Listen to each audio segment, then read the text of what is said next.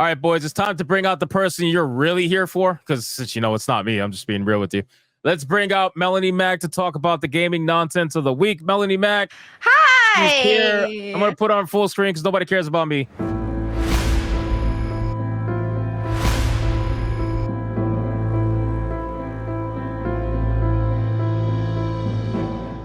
There you go. Hi, everybody. Happy to see you guys.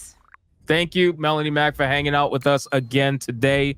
It's going to be a lot of fun as we talk about the nonsense. I've been waiting days to talk about this, and I haven't been able to because I've been taking care of other stuff. But Okay. we're going to talk about it. We're going to talk about it. Are you ready to talk about it? I'm excited to talk about this lame game with my favorite beaner. Let's go. Hell yeah. I saw your I actually saw your video, a couple of them on Veilguard, and I gotta tell you, it's hilarious. It's so good. It's so good. The thumbnails really trigger a lot of people. I know. I'm trying to push those even more because it just makes a lot of people mad. They'll roll in and have their hate comment like at the go before even watching it. Like, I know. Hey, point at that Tosh character. This game is trying to make you gay.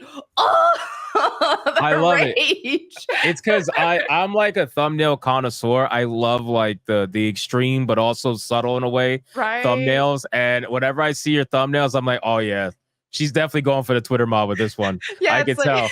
I try to find that fine line because, like, okay, I need to. I'm obviously wanting to get some of that rage bait, but then I'm also wanting people to take me serious. So it's like, how is that fine line where they're not going to be able to completely tell? I think I'm getting there. No, it's really good. It's really good. You're doing a good job. Seriously, that's some funny stuff. All right, so let's first off, I'll save Dragon Age for the second topic just because this just happened, and I know people are like tagging me on stuff, and let me just make a marker really quick for Nerd Wars so he doesn't kill me when he edits this. So you're aware, obviously, Firewalk no more. Dead, yeah, I just saw that on X. I mean, we all knew it was going to happen, but it's still fun to see. So it is. Now the gaslighting is going through the roof, and people are coping like crazy. I don't know if you saw my post that I did like 30 minutes before going live, because somebody sent me this photo, and I'm like, wow, I gotta post this. But there is and I'm sure maybe it's a troll. Who really knows at the end of the day? But to be honest with you, there is so many people that genuinely think like this. Anytime something goes bad, you know, the Acolyte's probably a good example of that. The amount of people that blamed us for the Acolyte failing was weird. It's like, it's our fault. We have that much power to where we can choose if a television show or a video game is going to be successful or not. I know. It's wild. You'd think the marketing departments would just be hiring us in that case since we're such experts. I know. Well, it's so interesting because we go from irrelevant and having no power to like we control everything, or we're the reason why things die. And I'm like, can we pick a lane? Like, am I powerful? Or am I weak? Or like, what are we doing? So anyway, I saw this post. Somebody sent me this picture, and I talked about it on Twitter. And it says that lots of incredibly talented people just lost their jobs, and years of their hard work and effort is gone forever because of a bunch of lame dorks who couldn't get over characters with pronouns and iffy, boring designs. Great industry we have here. Great community. So we're forced to like it. Iffy, boring designs. Oh, here you go. Take these iffy, boring designs. Eat the slop. Enjoy it. This is some massive levels of cope. This is, I find this to be hilarious. I mean, I just posted a real simple response. I said, no, lots of untalented people just lost their jobs and years of work because a bunch of lame dorks who said they need to see themselves represented in order to buy the game was virtue signaled to by the same developers. And when it came time to buy the said product, you were nowhere to be found. You didn't show up. You didn't support it. You didn't buy it. You did that. Not the chuds, accept the failure. I mean, yeah, there's just so many elements to why Concord failed. Obviously, the ugly character designs played a role. This is what happens when you hire a bunch of activists instead of passionate gamers. But then also, they just made an inferior Overwatch. So we already have Overwatch free to play. people would rather play that than pay money for this trash fire and play as characters with gigantic fupas. It's like, yeah, that's the thing is this is what happens when you hire a bunch of activists and stuff. They're just like, oh, okay, as long as, you know, Sony pushes this and gives us a massive budget, this is free money. But it doesn't work that way. Games actually need to be good and they need to be appealing to gamers, and that's not what happened here. I got to be honest with you. I think it was also a really bad business strategy. You know, I've said this a multitude of times whenever I talked about Concord, was that the biggest thing that affected this game, in my opinion, and maybe you can agree or disagree, is the fact that it had an entry price. I think an entry price really what, like, who at Firewalk Studios or who at Sony, because I don't know who was in charge of the monetization, maybe both, but I don't know who was there that thought that that was a good idea to charge $40 when your competition, who's doing it better already, who has an established player base, is free. That's the one thing that blew my mind. Like, screw all the DEI stuff. Like, you didn't even give yourself a chance with a $40 price tag. That just immediately killed it. This is what they could have done. They could have done free to play, offer battle passes with skins and stuff that progressively make the characters more attractive. So it's like, okay, buy this level of this skin or get on this battle pass. And then by the time you reach the end of the battle pass, your main character lost 100 pounds and is hot. Oh shit, that would be hilarious. That's pretty funny.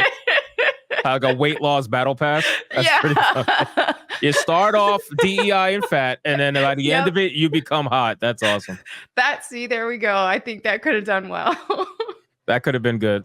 But, you know, I just think it's really disingenuous because there are people out there that, you know, really do think like this. And, you know, again, this could be a troll for all I know, but I've seen a lot of posts like this. And honestly, I've seen this kind of mindset from people who are, you know, not trolls. You know, I've seen this coming from, you know, your Mighty Keefs and the people who are out there just on the other, you know, the other side, whatever you want to call it.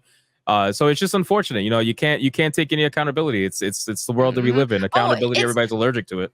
It's never, oh, hey, we should have done better. We didn't realize that, you know, this people would rather like a free to play model or whatever it may be. And or hey, maybe we could have done better with our character designs. It's never self-reflection on what they could have done better. It's always blaming everybody else because they hire a bunch of narcissists and stuff. I mean, look at any sports team or something like in the NFL. If a team loses, then usually what the coach is saying and like that the after the game conference is just like, hey, we dropped the ball there. We didn't do good enough. We've really got to get back in the locker room and discuss how we can improve. You know, that's how you get better. That's more of a winner's mentality. But with a bunch of these activist game developers, it's, oh, the haters just made everybody not like our amazing game. It's their fault. And now us innocent people just are going to be out of jobs now. Well, that's the guilt tripping, right? They think they can sell the game or sell the guilt trip, but you should have did that when the game was live, right? Nobody cares, man. It's like, I know that in the entertainment industry, we have this thing where people want to pretend as if they care how the product is made necessarily, but ultimately we don't, right? Like we can argue, we can go back and forth. We could definitely expose some of the nonsense that goes on behind the scenes. But if a game is good, and people are going to buy it, they're going to play it, they're going to talk about it, they're going to spread it around word of mouth, right? Nobody cares how their chicken nuggets are made at McDonald's.